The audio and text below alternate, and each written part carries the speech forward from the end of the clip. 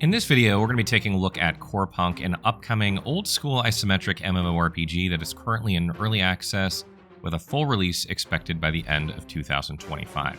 For my very first hours with the game, it became clear that this is a pretty unique game in the space of isometric MMORPGs thanks to its blend of MOBA mechanics and survival vibes with a hardcore, super old-school format.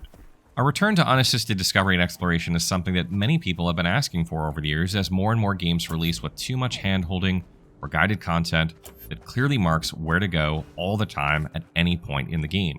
CorePunk takes that request for traditional exploration to the next level, to the point where it actually feels like a very hardcore experience, but in its own unique way.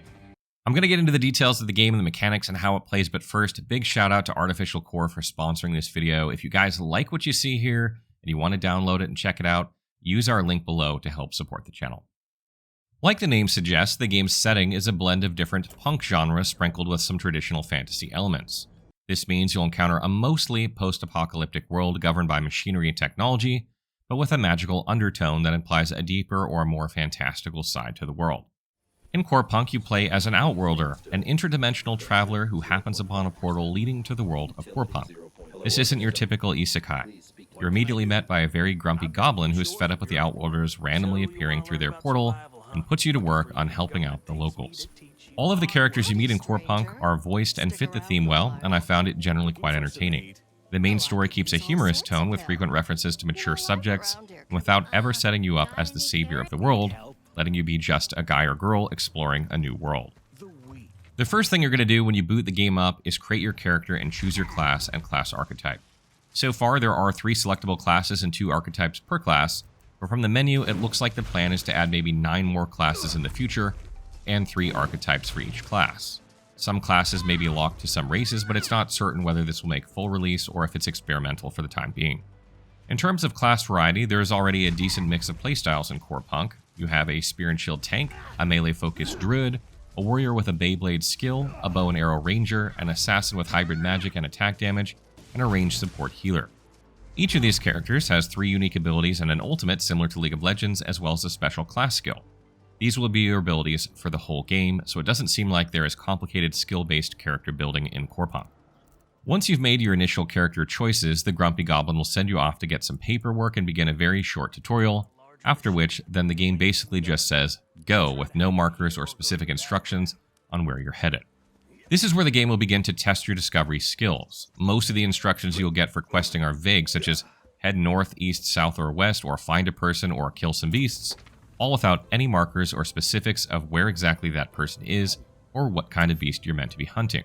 Of course, it's not like you have to memorize the entire map and locations, though, because after discovery, NPCs and specific workbenches become pinned, and your map will reveal nearby points of interest like abandoned houses or crashed spaceship as you approach them.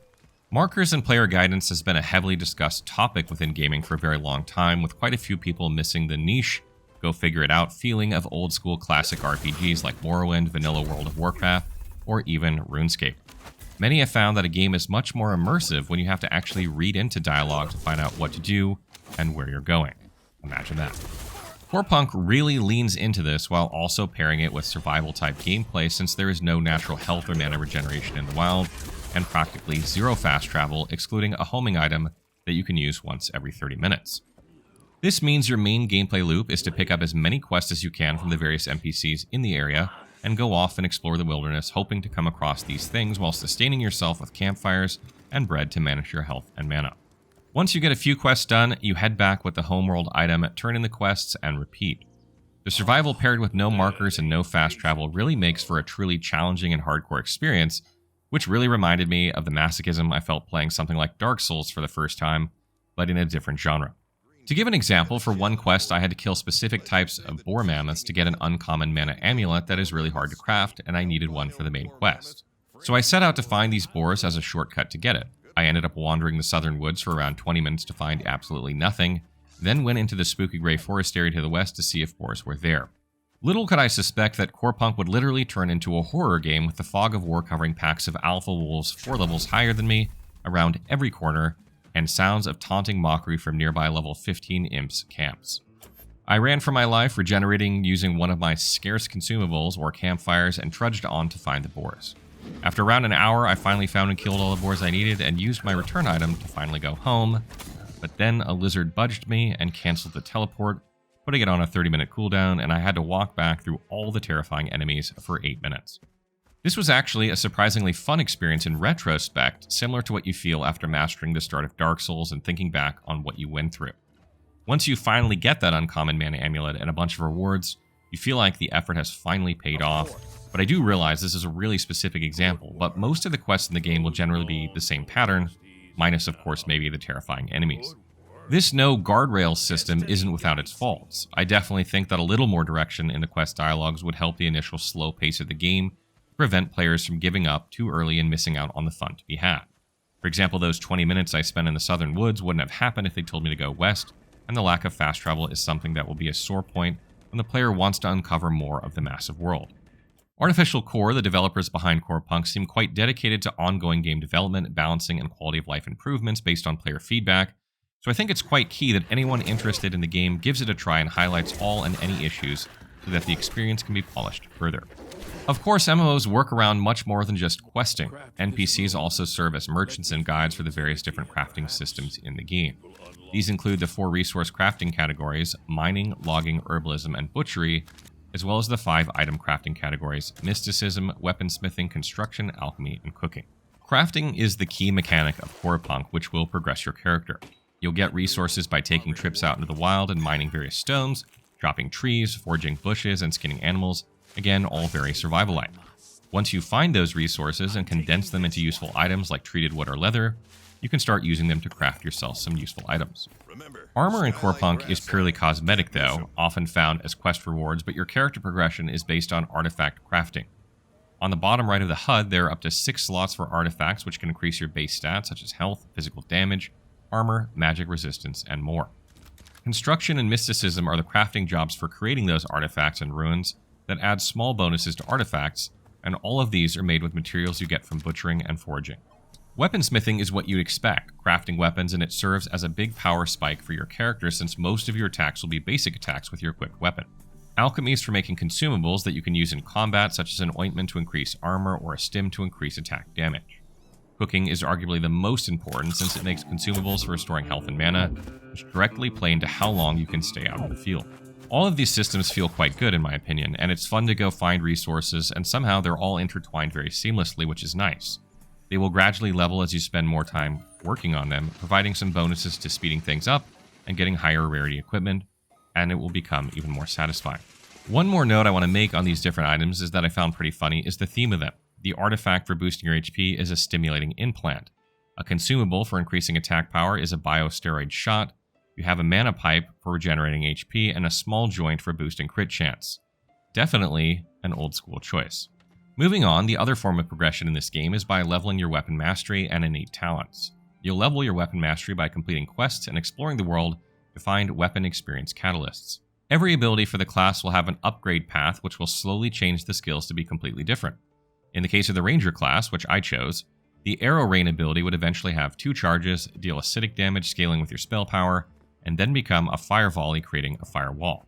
Or for the Net Shot ability, which roots enemies in place, it would reduce their armor and magic resistance, snare 1 more person, and then shoot an additional enhanced fire arrow.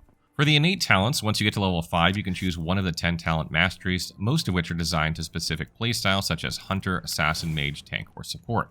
Some talent masteries are more niche though, such as the Pathfinder mastery, which gives some very helpful buffs for when you play the game solo, such as damage resistance, enhanced consumable buffs, and survival skills.